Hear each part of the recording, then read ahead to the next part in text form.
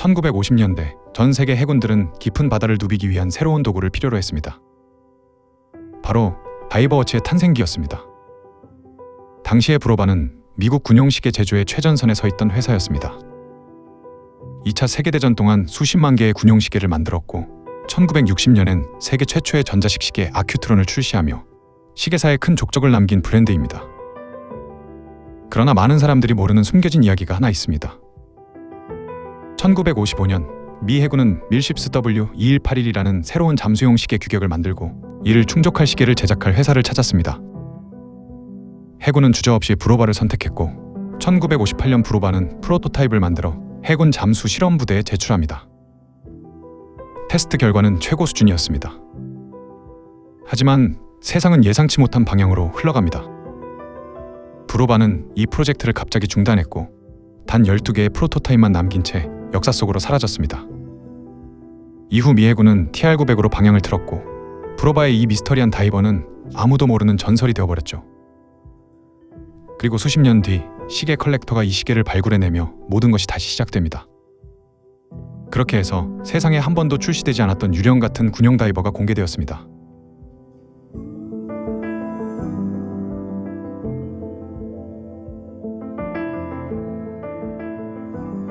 브로바 밀십스의 케이스는 처음 보면 굉장히 독특한 인상을 남깁니다. 직경은 41mm로 요즘 다이버들과 크게 다르지 않지만 전체적인 분위기는 완전히 다릅니다. 이 시계는 어디까지나 1957년 미 해군 프로토타입을 거의 그대로 재현한 케이스이기 때문에 현대적인 세련됨보다는 당시 군용 장비 특유의 실용성과 거친 느낌이 강하게 드러납니다.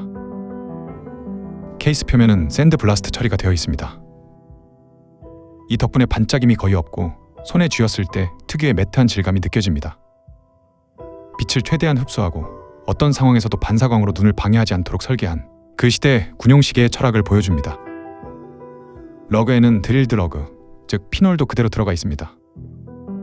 현장에서 스트랩을 빠르게 교체하기 위해 도구 하나로 바로 핀을 밀어낼 수 있게 만든 구조입니다. 그리고 이 시계에 대해 이야기할 때 빠질 수 없는 것이 바로 비율인데 이 시계에서 가장 눈에 띄는 건 41mm 케이스의 16mm 러그 폭입니다. 현대 기준에서는 비정상적으로 러그 폭이 좁다고 느껴지는 조합입니다. 보통 41mm면 20mm나 22mm가 일반적이지만 이 시계는 철저히 과거 비율을 따라가고 있어요. 하지만 이 좁은 러그 폭은 단순한 디자인 선택이 아니라 1950년대 해군의 실전 사용 환경에서 나온 필연적인 설계입니다. 당시에는 두꺼운 러버 스트랩보다 얇고 긴 나일론 밴드를 장비 위에 바로 감아 사용하는 방식을 선호했습니다. 지금의 나토 스트랩보다도 훨씬 얇은 초기 웨빙 스트랩이었고 그 규격에 맞춘 폭이 바로 16mm였습니다.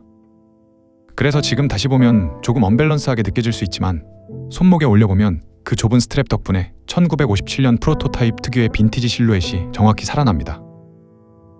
물론 불편한 점도 분명합니다. 16mm 스트랩은 구하기가 힘들고 기본 제공 스트랩도 그다지 좋은 품질이 아니며 교체 옵션이 매우 제한적입니다. 이 시계를 손에 들면 가장 먼저 시선을 빼앗는 건 그 위를 거대한 물방울처럼 덮고 있는 미친듯이 솟아오른 더블돔 사파이어 크리스털입니다.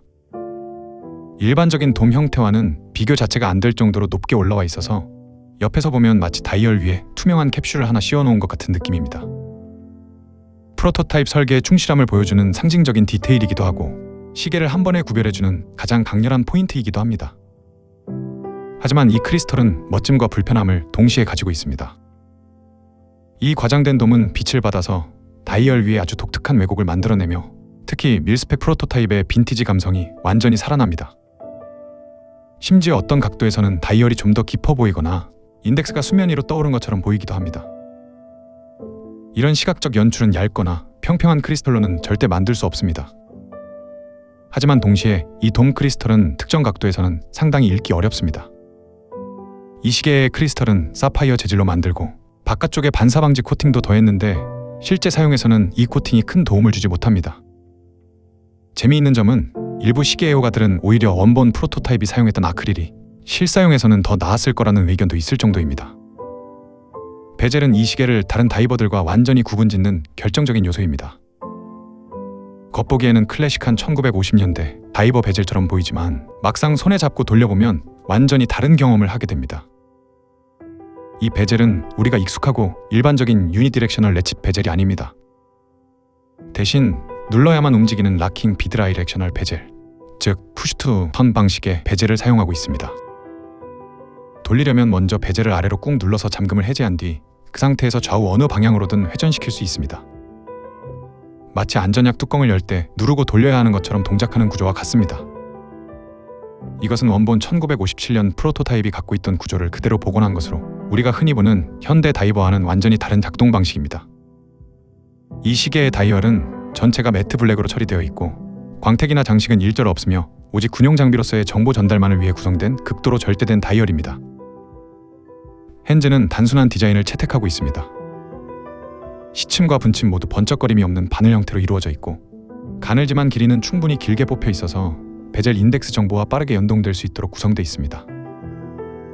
인덱스는 군용 다이버 특유의 막대형과 도트 형태의 조합으로 이루어져 있습니다.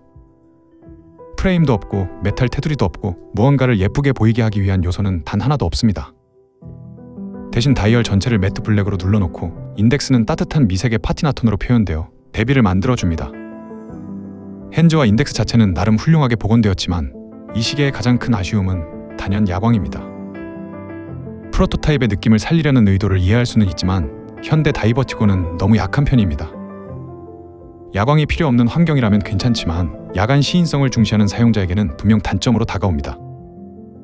케이스백에는 과한 데코레이션 없이 블로바의 간단한 각인과 방수 스펙, 모델명 정도만 담겨 있습니다.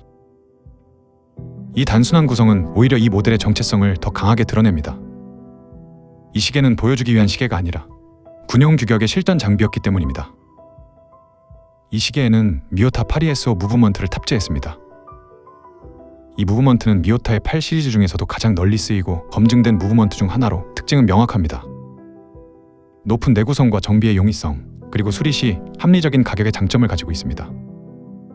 시간당 21,600회 진동하며 약 42시간의 파워 리저브를 보유하고 있습니다. 날짜 창 기능이 없어 고스트 포지션이 없으며 해킹과 수동 감기가 지원됩니다. 오늘 리뷰한 브로바 밀십스는 1957년에 실제로 출시되지 못하고 사라졌던 미 해군 프로토타입의 첫 상업 버전입니다. 그래서 이 시계를 평가할 때 중요한 기준은 현대 다이버의 편의성이 아니라 그 시대의 설계 철학을 얼마나 충실히 담아냈는가입니다. 41mm 케이스에 16mm 러그폭, 눌러야만 돌아가는 락킹 베젤, 극단적으로 높게 솟은 돔 크리스털과 같은 요소는 당시 군용 프로토타입의 방향성을 그대로 이어가고 있습니다. 이 모델은 잊혀졌던 군용 시계의 역사, 프로토타입 특유의 거친 매력, 그리고 현대 시계에서는 보기 힘든 독특한 캐릭터를 즐기기 위한 시계입니다. 실용적인 그리고 합리적인 다이버를 찾는다면 부족함이 있을 수 있지만 이야기거리가 있을 만한 DNA를 중시한다면 이만큼 특별한 다이버는 거의 없을 거라 확신합니다. 더 타임 트래블러였습니다. 감사합니다.